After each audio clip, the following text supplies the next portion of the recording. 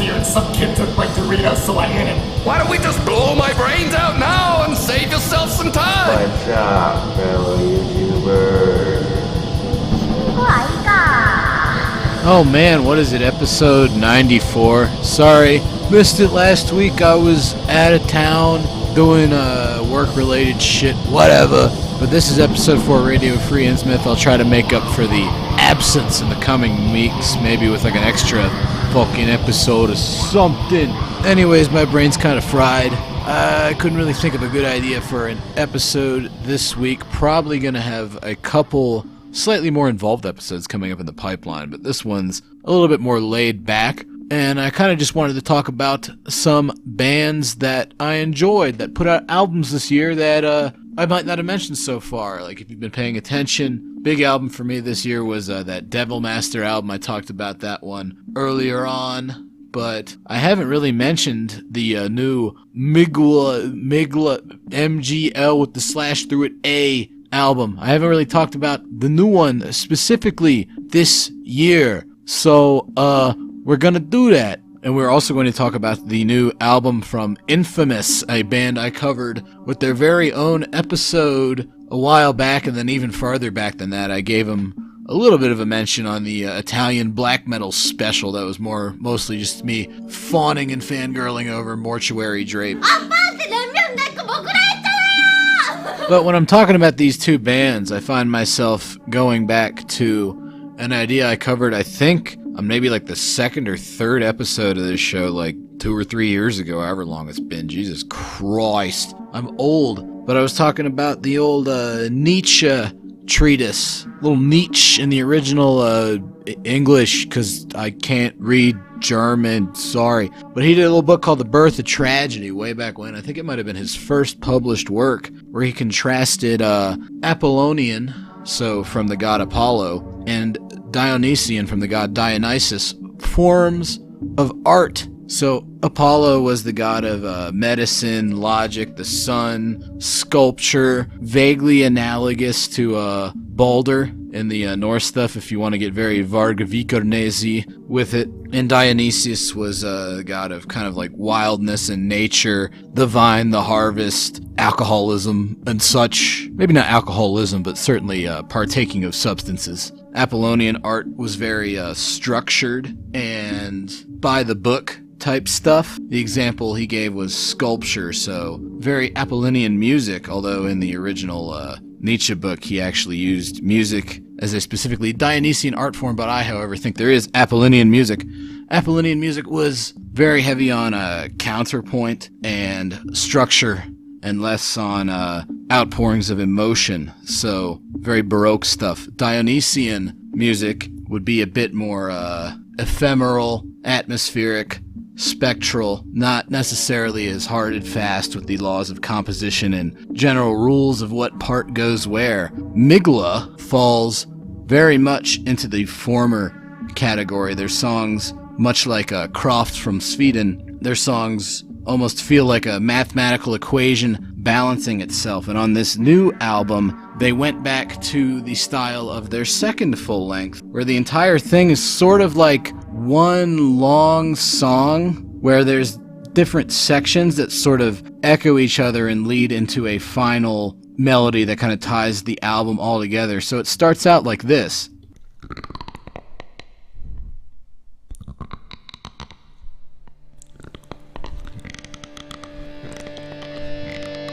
Whoa,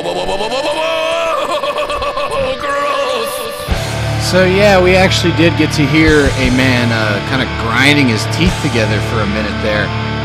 Surprisingly, he's actually credited in the liner notes for gnashing of teeth. It's the live second guitarist from Mgła doing a little bit of a guest appearance in the band proper, which is normally just the drummer and the guitarist slash main composer, although they put a lot of effort into composing all their stuff to the point where the drums almost become a melodic instrument in themselves. You can see how he's utilizing all these different cymbals and little rolls and such to kind of keep everything linked together. If you read interviews with these guys, They put a lot of thought into how the guitars and drums intersect, more so than almost any other band I've read about. There's also a blend of dissonance in the one channel and more melodic stuff going on in the other channel. That's a big part of Mgła, this sort of like bittersweet feeling they get out of having a very dissonant hanging chord that sort of like weaves in and out of being melodic at times before going back into dissonance, and then maybe having another guitar playing something more percussive. But if you could tell in that beginning riff right there, they were sort of laying down the framework for a melody that would then later sort of develop over the course of the album. So when you get into later tracks in the album, it speeds up from that more mid-paced stomp they had going into standard black metal blast beats.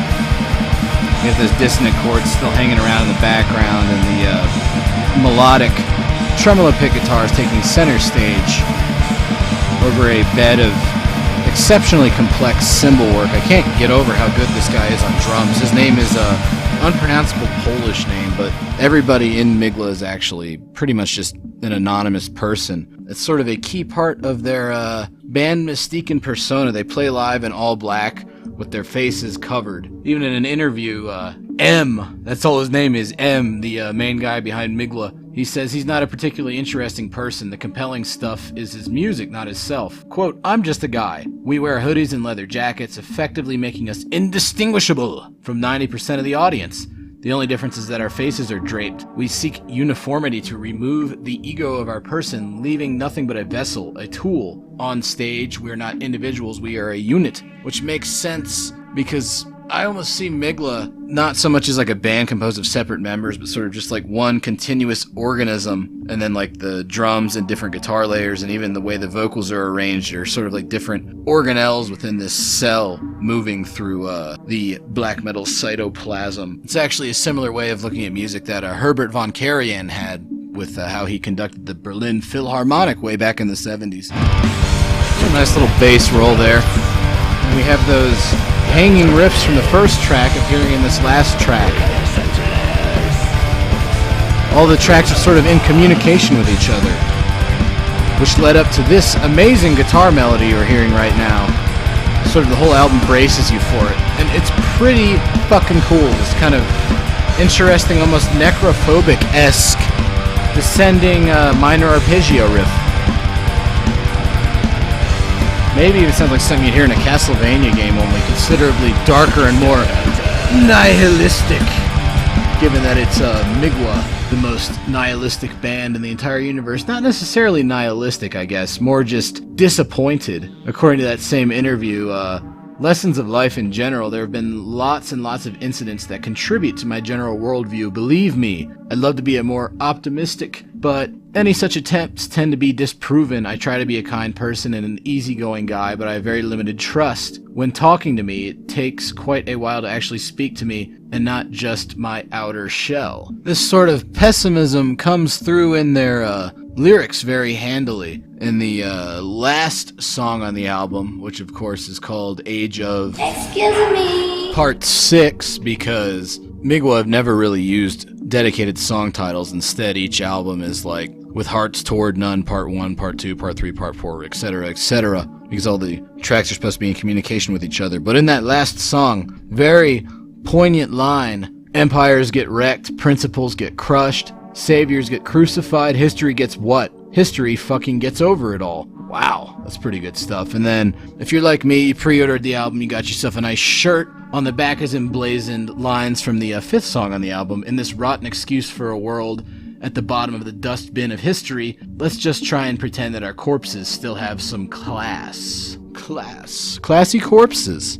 So, overall, very depressing, but realistic in the Schopenhauerian sense. And very Apollonian, despite the fact that emotions are very important to Mgła's music. based on the interview, concepts, themes, aesthetics, and ideologies are all secondary. What lies at the foundation of black metal as a musical art form is the emotional content. He goes on to state that, I'm hardly ever angry, rarely happy, I don't feel emotions the same way I think most people do. The one moment I can repeatedly feel something is when playing music. So he's very emotional, but it's depersonalized in Apollonian. They've taken away all of these general aesthetics and strongly declarative statements usually associated with black metal, and you're left with just raw compositional skill. The definition of an Apollonian art form. On the very Dionysian emotional outburst, highly personalized end of the spectrum, we have one of my other favorite black metal albums to come out this year,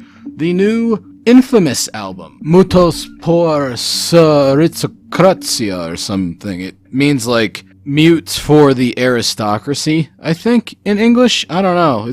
They're from Sardinia, or rather, he's from Sardinia. So I think the form of Italian he's using in that title might be something that I can't quite recognize. But anyways, this new album is very, very good. If you're familiar with Infamous, they started out actually as pretty clean sounding and relatively well produced. And then over the course of their splits and their second and third albums, which are my favorite, apart from this new one, which might actually be my favorite, but maybe that's just because it's new. Maybe it's because it's really fucking good, I don't know. But their second and third albums went all analog, very raw and rough, almost Ildjarn-esque, done for a specific atmospheric effect and also to fit in with their, or rather his, theme behind the band. He also gave a very interesting interview, this time with deathmetal.org instead of Bardo Methodology way back when. His idea behind black metal is that it is a radical form of expression and, in his opinion, the most expressive form of musical art. Quote, it is an essential need to express myself. It is my belief that this form of art can be conceived of and understood only by particular souls. Surely if you try to get rich or famous with this musical genre, you have done everything wrong. Black metal is not for the masses and not for the bourgeoisie defeated by their own lives. Black metal is a fire that burns inside of you. It is a weapon against weakness, a spiritual enlightenment, and the hammer that smashes this world of worms and disgusting merchants. Oh god. If you don't feel this inside you, maybe you should change genre.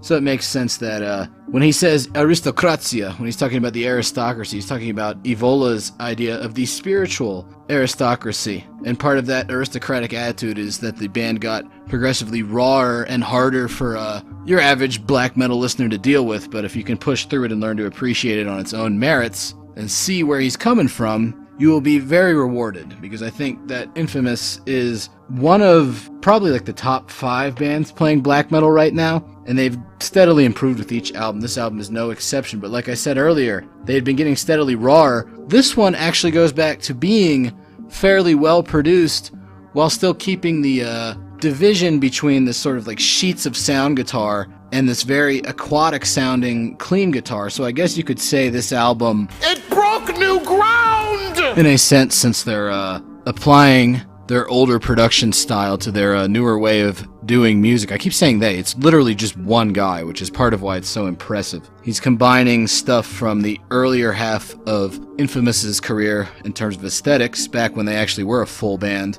with the songwriting style of his later stuff, whilst considerably upping the complexity and also the overwhelming emotional outpouring feel.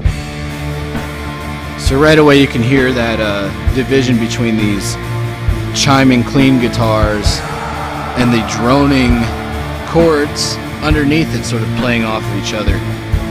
The vocals, much like the music itself, are an emotional outcry against the prosaicness of modernity, whereas Mgła, given that they're more Apollonian than Dionysian, sort of deconstructed it all from a logical standpoint. The infamous guy, being a resolute Dionysian, just sort of throws his hands up and says, fuck it, I'm gonna let loose this fire on the world and hopefully burn away all of this nonsense. This particular song, the second one on the album, is maybe one of the darkest and angriest pieces that Infamous has ever spewed forth onto the masses.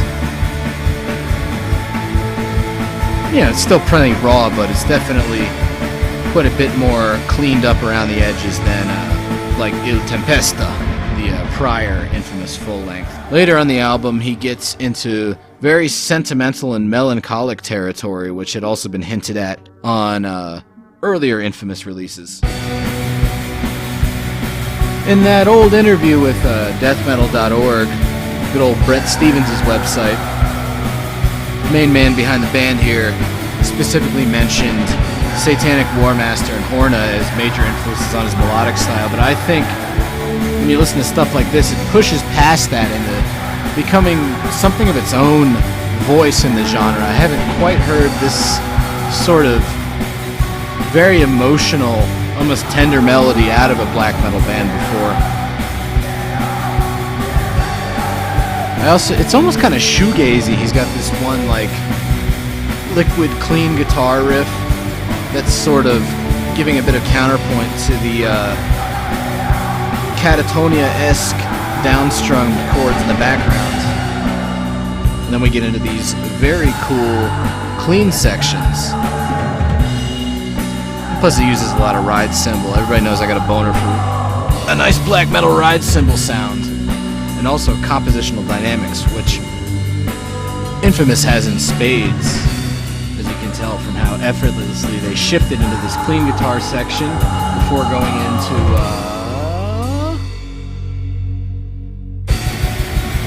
fast, blasty, nasty black metal melody. So heavy on the emotion, heavy on the arrogance, and also on the sadness.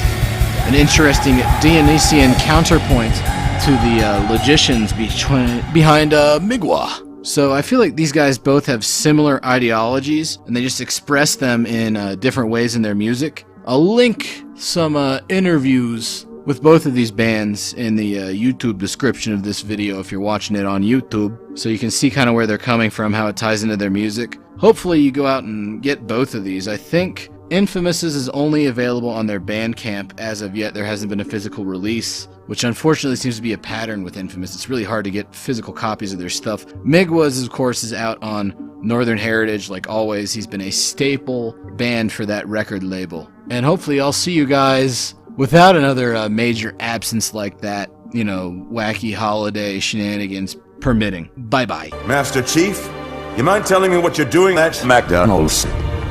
Sir, finishing this Big Mac.